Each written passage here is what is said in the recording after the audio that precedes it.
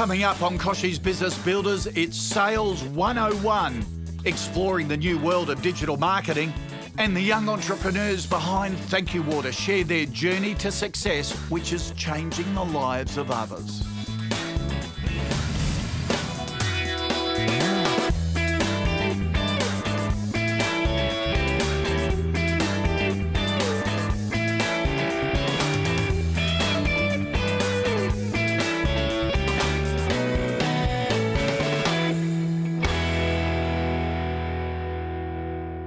Now, if you're a small to medium-sized business, sales are your lifeblood, but you've got to make sure the sales process is effective and also brings that cash in the door. Here's how it's done. I sent our sales expert, Rob Hartnett, round to meet Rosa, Heidi and Elizabeth from Schmoozely. These girls have had a fantastic response to their muesli business, but they need some help to build up their sales and break into the bigger retailers. So Rosa, tell me about Schmoozely and how did you guys get started? I'm a nutritionist, so I developed, alongside with Heidi, a healthy breakfast cereal for us in the morning. After some time, our friends started asking for it. They would BYO jars and we would fill them up, and we would really just cover the cost of making the cereal for them. When did you move, though, from going from your friends and family to saying, let's go to the public and let's go to the market with this? I think once we had the name, the packaging, we thought, well, and we had gone into all the effort of registering it as a small business at the time, we thought, well, we may as well sell this to the public and make a profit on it. That's right, because we were spending so much on things that we had to pay for, registration, insurance, all of these things that were costing around $4,000 a year. Yeah. So we thought we need to get a bigger market because we're not covering our costs. We're losing money. It's really important to know where you're going and have that goal and to understand it will take some time to get into. The large accounts that you want to get into, the retail ones, Elizabeth, you know this more than anyone else, these are big gigs. Yeah. If you get them, they're great, but there's barriers to entry. Yeah. There's ways of getting into them, and it's a whole different approach than what you've been doing so far.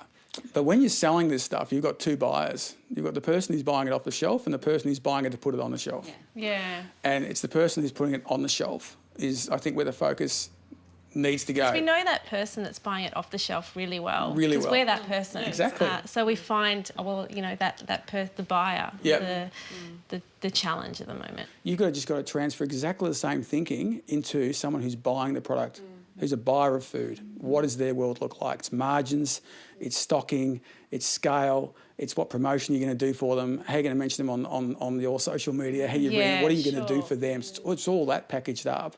That will be your first key to kicking it off into a major retail. How do we build trust amongst these retailers and not only building the trust, that's part of it, but also how do we keep them coming back? Trust is made up of two key things. That's character and competence. The mix of those two put together gives you credibility, and that credibility equals trust. Okay, so you've got to work on both those two, and it's kind of the insights part. That's how you build up credibility. Tell them something they don't know. Yeah. And it's not hard these days because while they're crazy busy, and that's a downer, the upside of that is they can't be looking everywhere, and they simply don't know your market as well as you do. Yeah. But what you've got to do is probably step up a little bit from the market and away from muesli to talk a little bit about that particular market space you're in, breakfast food, the way people are going, they're more organic, the way they're going to the whole farmers market side of things. So step it away a little bit to give them insights into the industry. These guys love insights. Some great advice from Rob Hartnett to the girls there. You can see the full interview on our website. And don't forget, you can access personalised online coaching from our KBB experts through the KBB coaching service. Just head to the website for all the details, book an appointment and look at the costs. Up next on Business Builders, two blokes who have built their business on the back of a YouTube video that went viral, their tips for online success.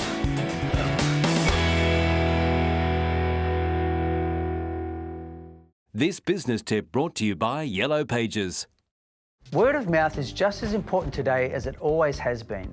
The difference now is that people are taking their conversations online. Getting started in social media can be daunting for a small business, so it's important to know what customers are interested in receiving from businesses and what the benefits are. 48% of Australian social media users are interested in product information from businesses and brands. So demonstrate what your company does and update your page as regularly as possible with product or service information, or drive user engagement through tips and advice relevant to your expertise. Social media plays a critical role in reputation management, so make sure you listen to what others are saying about your business and answer queries promptly. More than half of people on social media are after discounts offered by businesses. So if you have special offers, always mention them on your social media pages. And always measure your return on investment. For more advice on engaging in a meaningful way with your customers via social media, visit www.yellowadvertising.com.au. In 2008, a couple of mates spent $12 making a YouTube video about a Kiwi whale that gets beached. Well, a few years and 7 million views later, Jared and Anthony have become social media and digital marketing experts. They're at the cutting edge of modern marketing and have some great tips for us. Is every business suitable to social media? With any business at the end of the day, I think what social media affords is an ability to actually probably find bigger marketplaces and find audiences that you might not otherwise have thought that you had. So on one level, yes, I think social media is for every business because it's an opportunity to get in and find a new market, to connect with customers, to amplify advocacy that already exists for your brand. So I think the worst thing a small business can do is not engage in social media, to not actually get in there and start talking. You've got to remember that social media isn't built for businesses. And if you watch The Social Network and the way that it came about, you realise that was his sentiment the whole time. It's about friends. It's built for friends. But if brands think about it as a bunch of friends and start talking on there as one-on-one and thinking about their customers as friends and giving them stuff that they actually want to see and not just selling to them, then there might be a space for everyone. Small business owners don't tell their story enough. People love knowing about your business. They love knowing how you run it, your interests, your passions. They want to see you as a human being. Yeah, local businesses are doing so well because they can really connect with their communities on a much more personal level. If you see a local little cafe open up and you're used to the advertising, just like, come in for half-price steak, it's just another restaurant in the chain, it feels like a Macca's. But when he's going in there and he's telling you the things that he loves about his meal, or the fact that he got his chef from Peru and he's such a great guy and he loves blonde, so if you're blonde, come in. It's that chat that you can have with your mates that you suddenly connect with. What are some other ways that you build your followers? It's giving them that content that they can like, because they're not going to push the like button, and like button gets you momentum and gets other people. If they like it, it goes on their wall. You think about them liking something, it's them saying to everyone that follows them, I like this. And they think, well, that's my brand. Customers have a lot of choice, so by being familiar and almost making them feel like family, you've got a better chance of loyalty. These days, once we love a product, buy a product, take it home, we can now go on social platforms and talk about how much we love it. We can talk about what we love about it as much as we can talk about what we hate about it. And that's kind of the power of social media, and why I suppose businesses need to be thinking about engaging in it, is because you can just turn them into full flag bearers for your company. But at the same time, just like you said, there is a space there for people to come on and tell you how much they hate your product, or they hate your brand values, or they're things that they don't like about it. And I think that's a bit of a scary prospect for a lot of companies. But if they treat that as a conversation that they can have with that customer and ask those questions, they can improve their businesses a lot quicker. Beached As was a huge success, going viral. What's the secret of a viral video? There's no formula, there's no recipe, but there are things that help. There's things like comedy, which I think are kind of, everyone's seen. Funny videos are just something that we love to share around. For us, it's all about original content, making things that no one's seen before, coming up with new characters, thinking about ideas and cultures and things that people can connect with. And if that all falls apart, I think it's just mocking Kiwis. That's the safe fallback. Surefire way. Right. Put a Kiwi accent on it. And really bad animation. And No offence to our Kiwi cousins intended, but some great information there on how to use social media and digital marketing. After the break, 3 young entrepreneurs changing the world with bottled water and saving lives.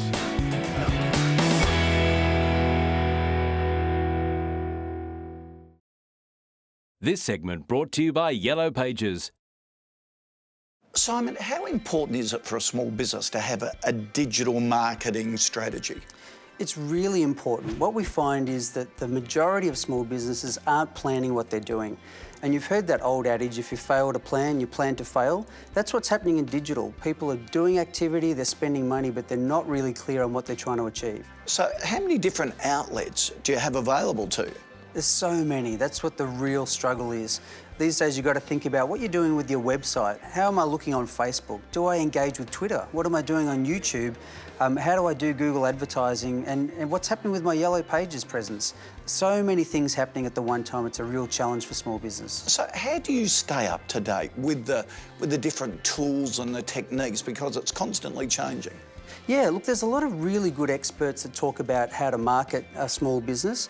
I think a really great way to find out from their expertise is to get onto Twitter, look up people that you really respect, see who they're following, and then subscribe to some of the blogs or newsletters that those local marketeers are putting out.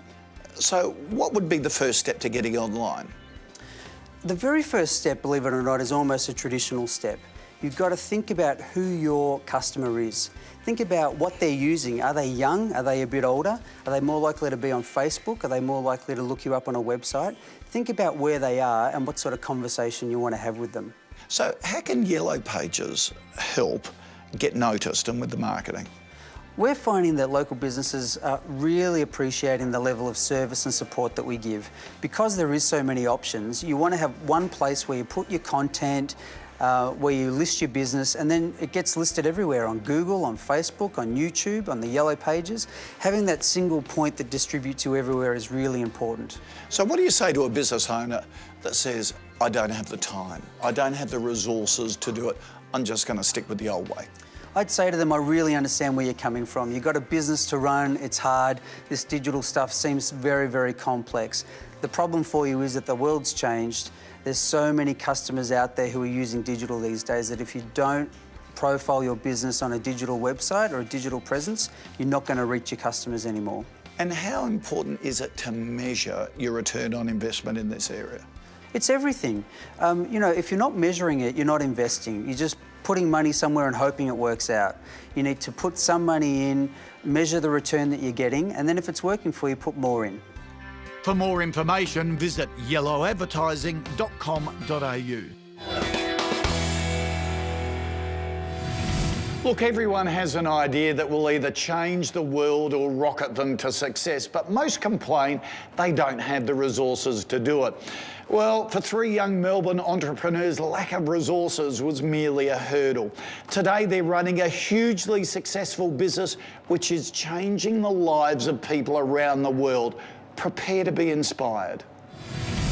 Daniel, Justine and Jared started Thank You Water with just a few dollars in the bank. With some great business sense and a whole lot of passion, they've grown incredibly fast and are now stocked in major retailers like 7-Eleven and Australia Post. How did the connection come with bottling water?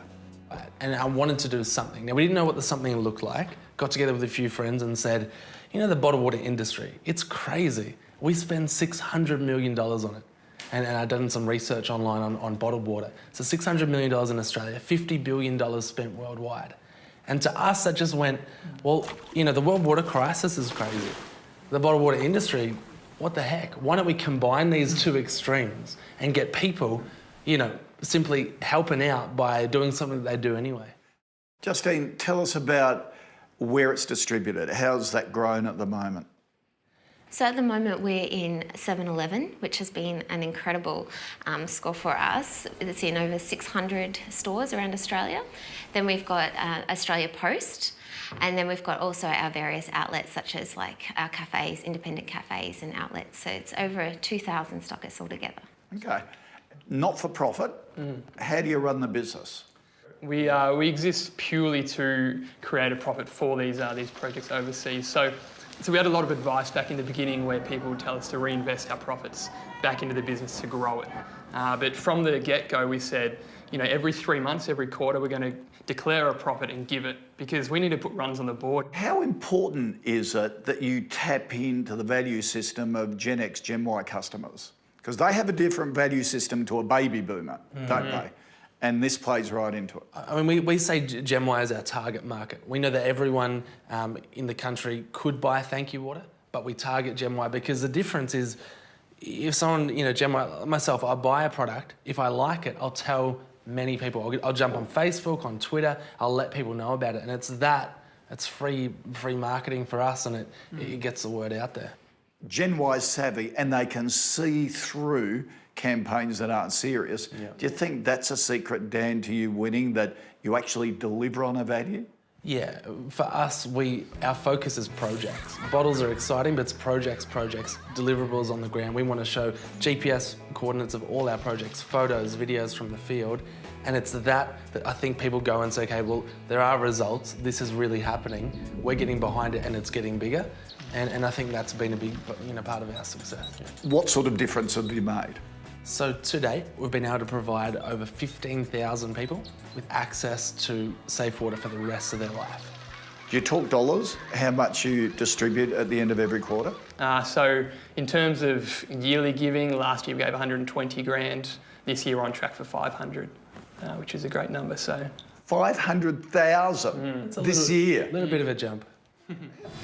They're an incredible bunch, aren't they? Proving you don't need lots of cash to start a business, just lots of passion.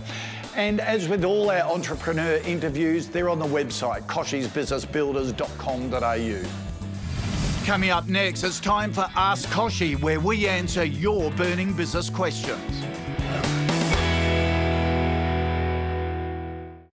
This business tip brought to you by NAB. We see Australian business. Here are tips for making sure you get paid on time without hassles.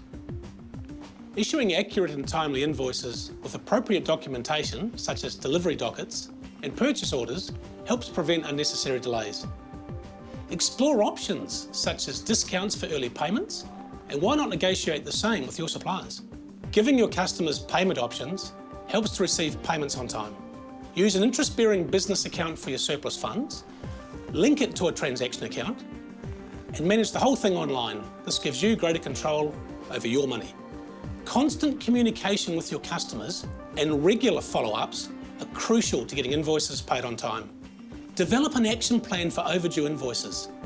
Always consider your customer's situation, but get some sort of financial commitment for full payment or even a payment plan.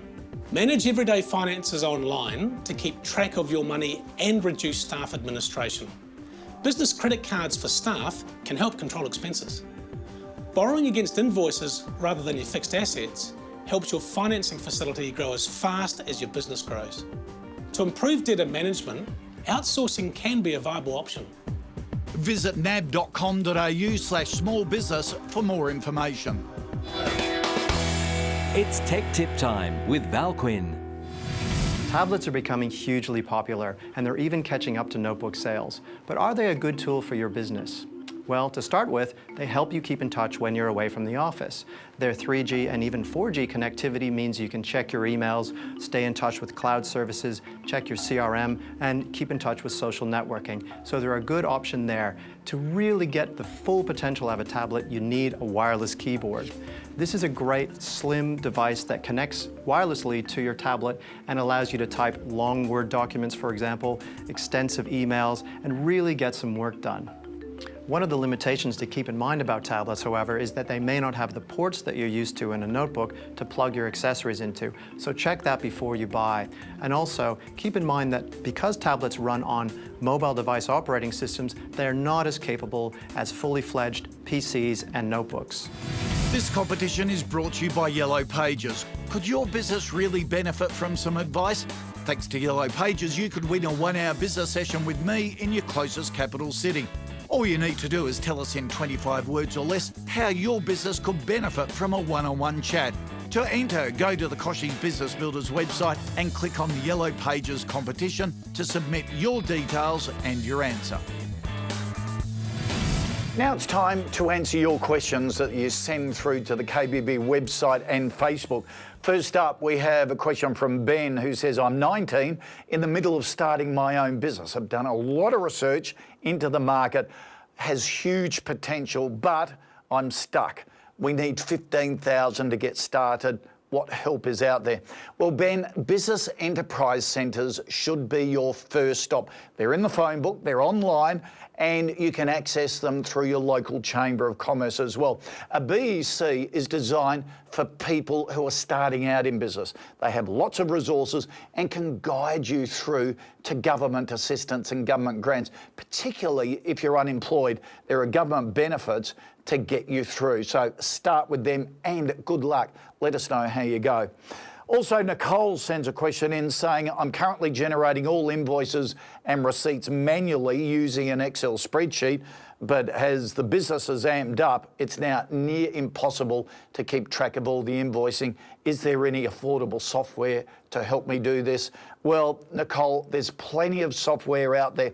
Start with the basic models of, say, MYOB or Quicken. Now, we've done reviews of both these software packages and other alternatives on the website, so go along, have a look and make your decision.